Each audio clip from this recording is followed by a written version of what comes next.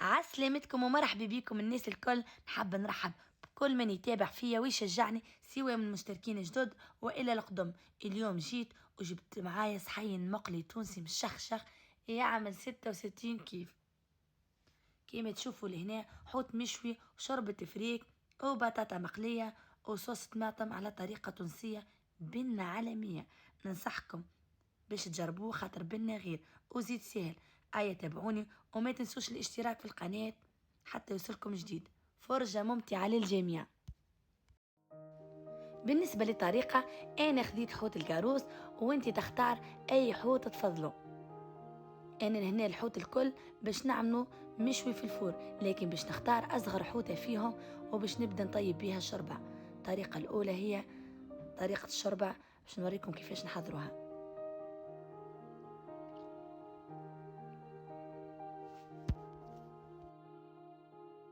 شفتوا الحويتة هذه صغيرة باش نطيبوا بيها اليوم شربتنا البنينة وتعطينا بنة مش عادية. غسلنا ونظفنا الحوت متاعنا. أول حاجة هنا خديت البصل مفروم، بصلة متوسط الحجم، معدنوس مفروم، 3 سنون ثوم مفرومين، كلافز، مغرفة كبيرة طماطم تحكة، وكعبة طماطم أخضر، أقل من ربع كيس زيت نباتي. وبالنسبة للفحات اختاروا هنا مغرفة كبيرة، مغرفة صغيرة كمون معبية، اشترط على مغرفة تابل، ومغرفة صغيرة كركم، واشترط على مغرفة صغيرة فلفل أحمر، وهنا الملح حسب الذوق بطبيعة الحال.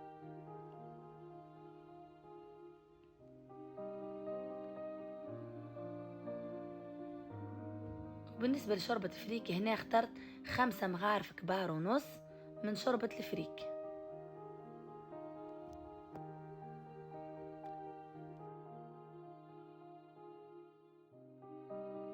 ونبدو على بركة الله نصبوا الزيت النباتي أول حاجة، ونحطوا المغرفة الكبيرة تاع طماطم الحكة، نزيد لهم معدنوس مفروم و3 سنون تاع الثوم مفرومين، كل شيء نحطوه على النار. كعبة طماطم قسيتها هكا مكعبات،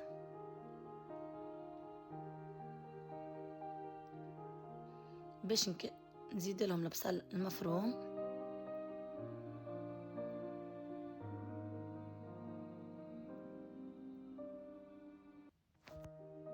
ونزيد الورق الكلافز اللي تشوفوا فيهم.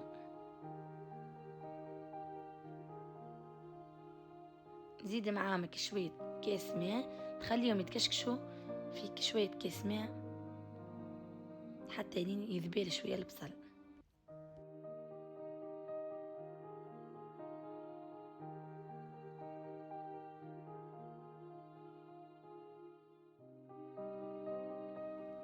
نصب الملح، وكان نقص بعد نذوق ونزيد.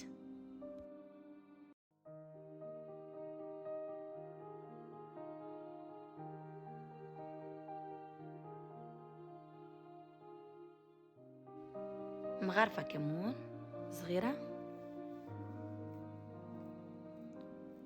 ومغرفة صغيرة كركم، وفلفل أحمر شطر مغرفة صغيرة.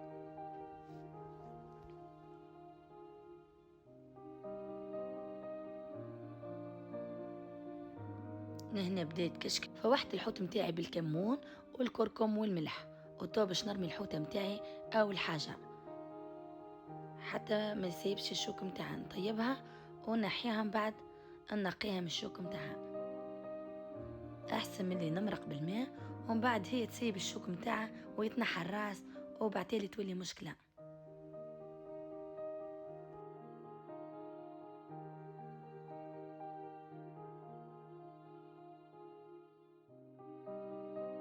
زدت لها شوية ماء باش تطيب فيسع فيسع.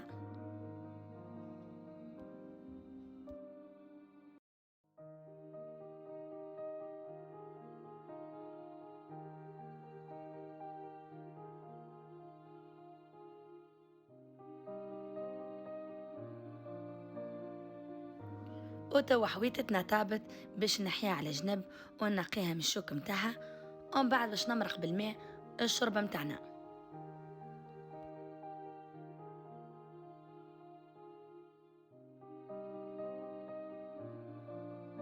توا نصب الماء الدافي ونمرق، على الأقل نوصل الماء حتى أكثر مربوع بشوية تاع الطنجرة.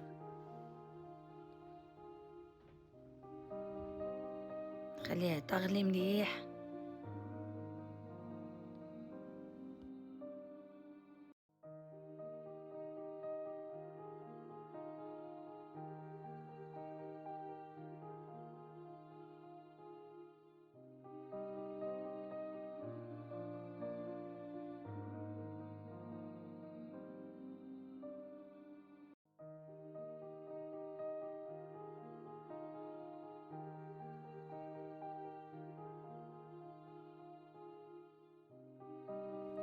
وكيف غلت شربتنا باش نرمي شوربة الفريك. أنا اخترت شوربة الفريك، أنت تنجم تبدل تعمل لسان عصفور كان تحب. تقريبا هما 5 ملاعق ونصف كبار من شوربة الفريك. والحوطة اللي نقيتها توا باش نرميها معاهم حتى تسيب المطعم متاعها البنين.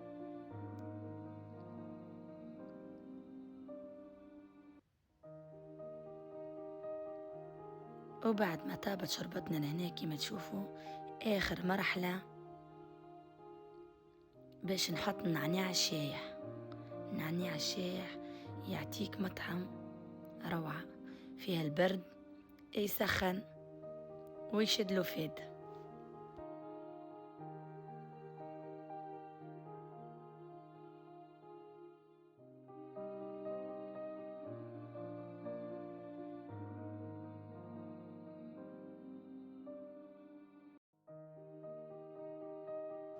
شربتنا طابت، حطيتها في السوبير باش تبقى سخونة.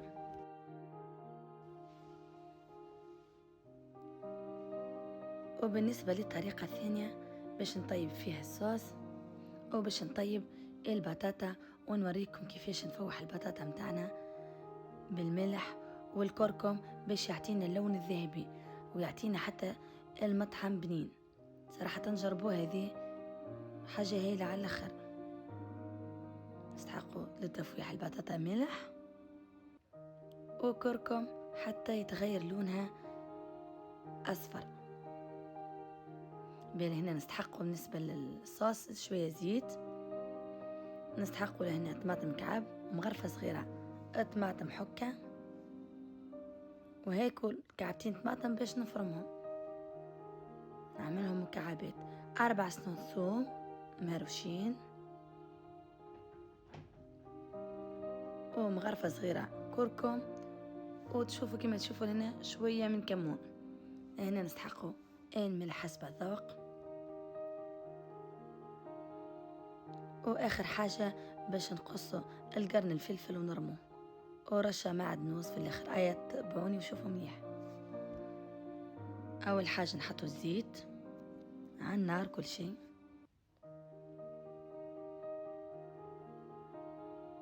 قصيت الطماطم تاعي المكعبات نخليهم يتكشكشوا مليح.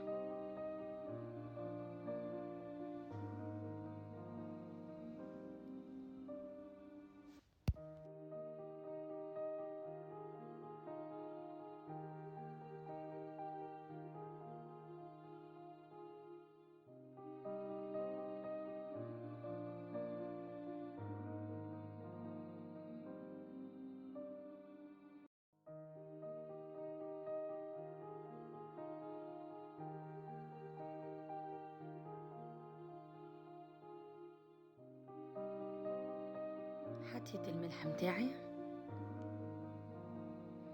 وزدتهم لمغرفة صغيرة طماطم حكة وحركتهم.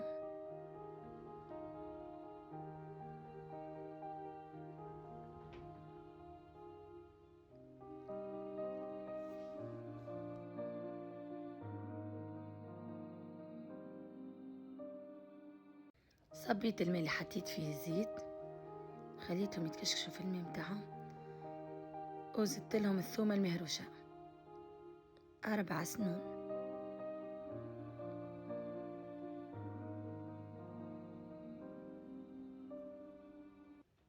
زدت لهم مغرفة كركم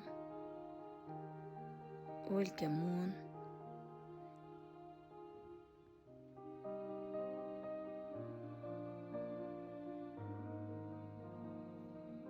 ومعاهم شوية تابل.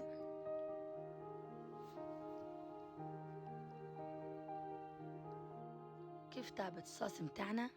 رميت شطر قرن فلفل حار ورشة معدنوس في الاخر.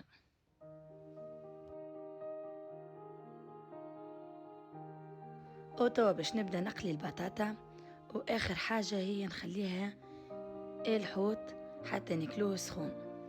البطاطا فوحتها كيما تشوفوا لهنا بالكركم وملح، ونخلطهم من فوق للوطة حتى يعطوا اللون متاع ذهبي.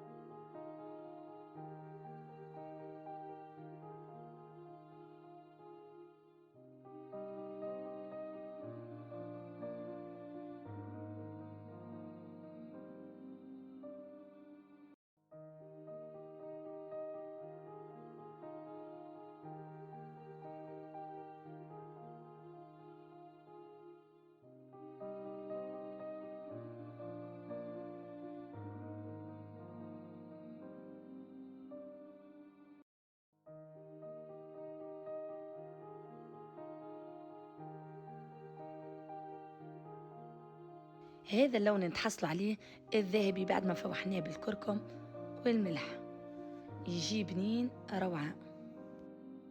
على فكرة ديما البطاطا في أي صحن تونسي مقلي ديما نقصوهم دوائر، ما نقصهمش بالطول، يميزهم عن الأطباق الأخرى.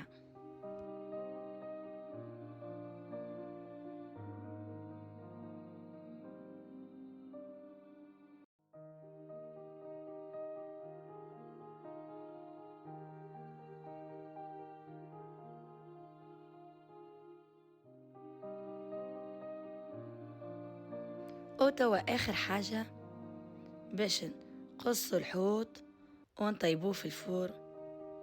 قبل كل شيء باش نفوحوه قصيتهم هيك كما تشوفوا في الوسط حتى يشرب الفيحة متاعهم. ما وريتلكمش من الأول لكن مش منطولش عليكم، وريتلكم الكعبة الأخرانية.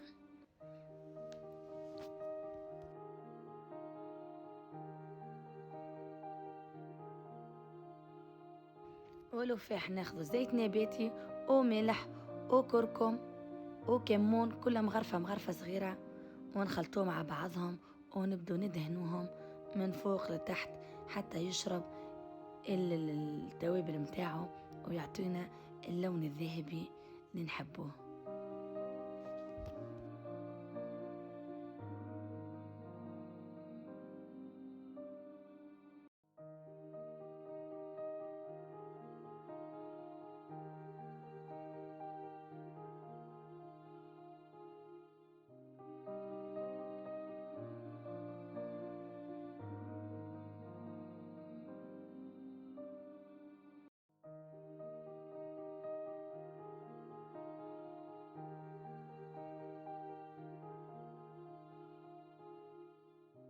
وبعد ما كملنا فوحناهم دخلناهم للفور حتى يتشووا. تحصلنا على الشكل هذا الذهبي. نودكم ومن شهيكم حضرنا الحوت وحضرت الشوربة متاعنا كما تشوفوا لنا بالنعناع وصوص تاع طماطم. عسير نودكم ومن شهيكم. طيب باش نوريكم طريقة التقديم.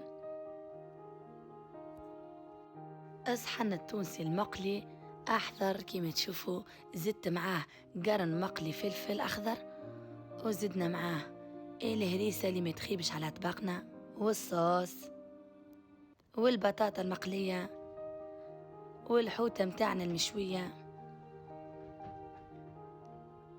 والشوربة البنينة. زدت لها شوية معدنوس أخضر ومعاهم عصرة قارص هيا جربوه ما تندموش. ان شاء الله نهاركم زين واسعد الايام.